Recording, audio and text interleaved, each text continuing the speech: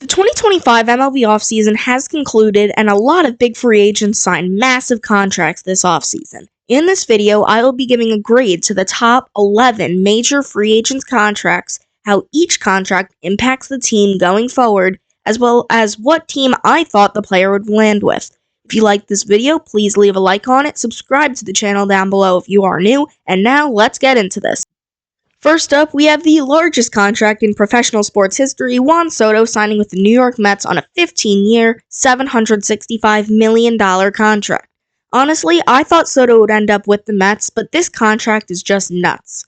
First of all, committing to one singular team for 15 years is a lot. Now, granted, there is an opt-out after the 5th year of the contract, but the Mets can void that opt-out by upping the AAV for the rest of the contract from $51 million to $55 million, which is absolutely mind-boggling that he could be making $55 million a year. There is a whole bunch of other incentives, a signing bonus, a suite in Citi Field. It's just crazy. But let's talk about what this means for the Mets.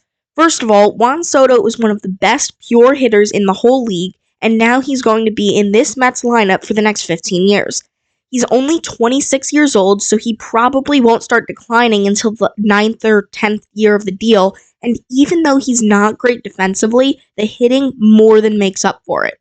Besides that, he is a guy who has playoff experience. Obviously, he just went to the World Series with the Yankees, ultimately losing to the Dodgers, and then in 2022, he went to the NLCS with the Padres, and in 2019, in only his second year in the league, he led the Nationals to their first ever World Series title.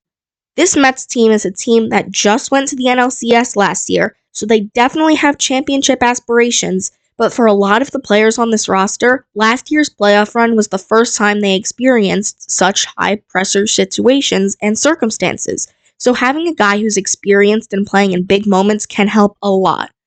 Now, every time a big free agent signs in New York, you are running the risk of them being able to handle the bright lights and the press of New York City. However, we know Juan Soto can handle it because he just did it last year with the Yankees. Now, obviously, this is a lot of money and a big commitment, but I think what Soto will be able to do for this team is worth more, so I'm going to give this one an A- because it is a lot of money, but it is for a great player. Next up, we have the biggest pitcher on the free agent market, Corbin Burnes, as he signed with the Arizona Diamondbacks on a 6-year, $210 million deal with an opt-out after 2026. I think this is a great deal for both sides.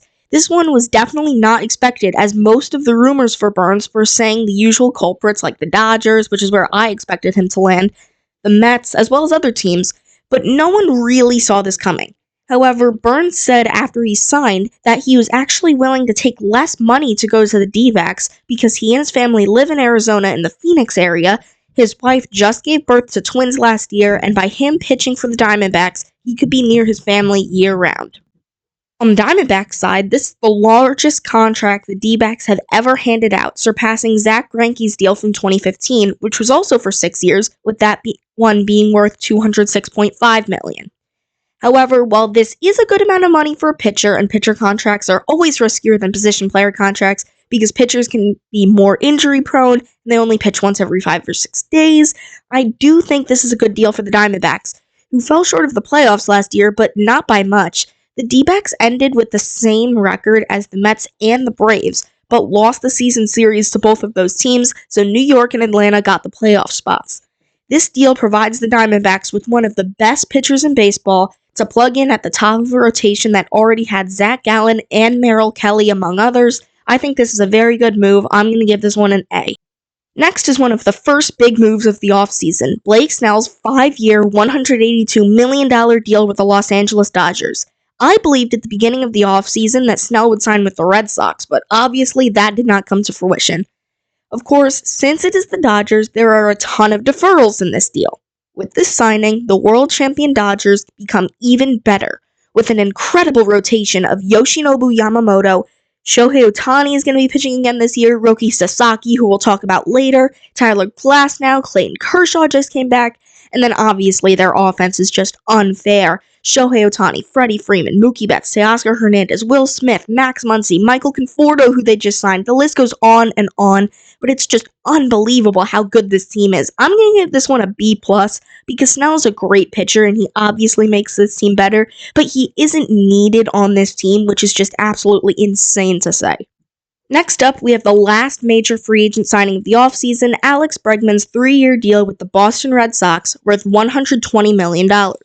I personally believe that Bregman would end up back in Houston, but when the Astros traded Kyle Tucker to the Cubs and got Isaac Paredes in that deal, I believe that to be less likely. This deal is obviously not what Bregman was looking for at the beginning of the offseason, but it is a pretty good backup plan. Bregman, at the start of the offseason, was looking for a long-term contract, but once we got into early February and most players had already reported to spring training, he knew he had to sign quickly. The result was a 3-year deal with opt-outs after the first 2 years, with Bregman making $40 million each year. $40 million a year is crazy for Bregman, and if he has a good year this year or next year and thinks he can get more money, he can opt out of the deal. I believe this is a win-win move for both sides, and I'm going to give this one an A.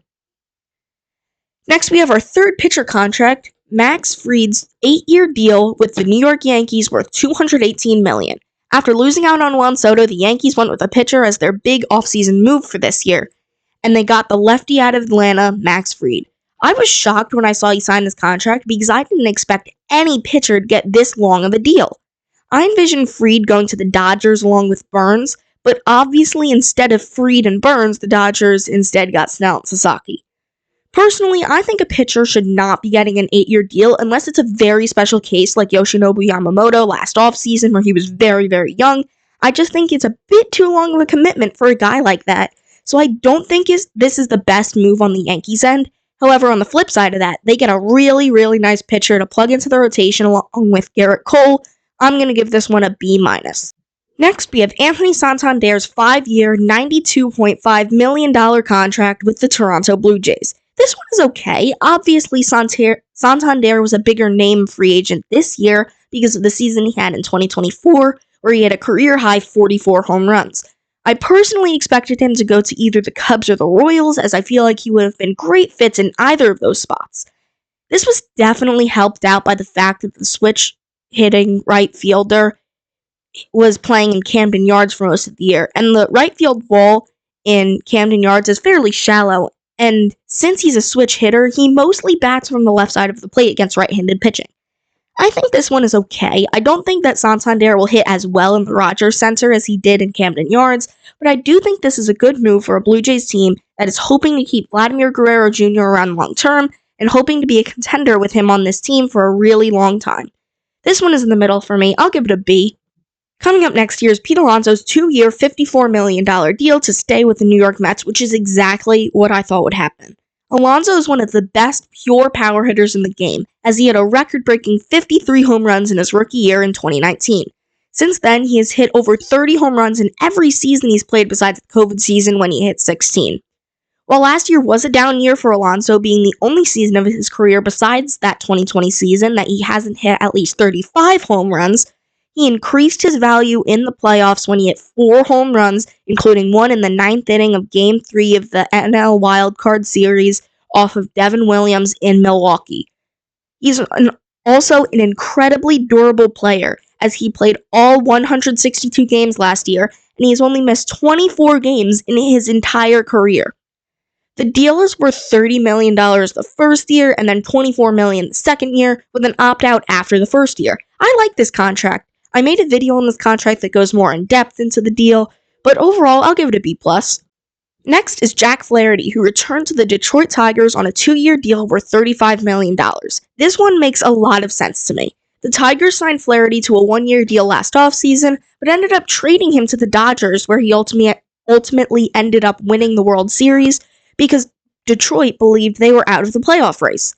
However, they won on an unbelievable run in the second half and ended up making it to the American League Division Series. Flaherty was known to enjoy playing for the Tigers, and so he returned to Detroit as they now have aspirations to once again make the playoffs.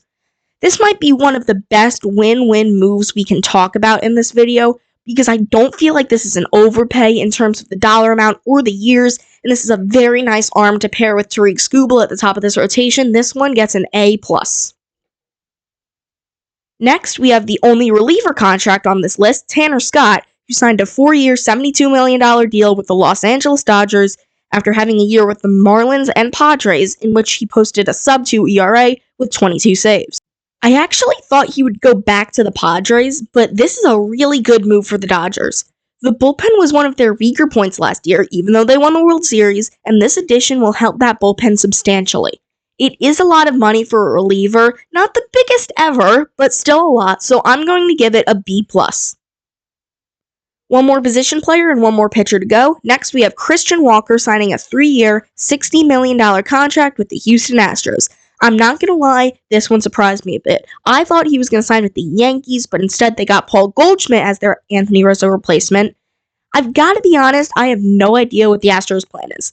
They traded away Kyle Tucker and they lost Alex Bregman, but they brought in Walker to play first base. It just doesn't make much sense to me. I think this is a good move for them, I just don't totally understand it, so I'll give it a B-.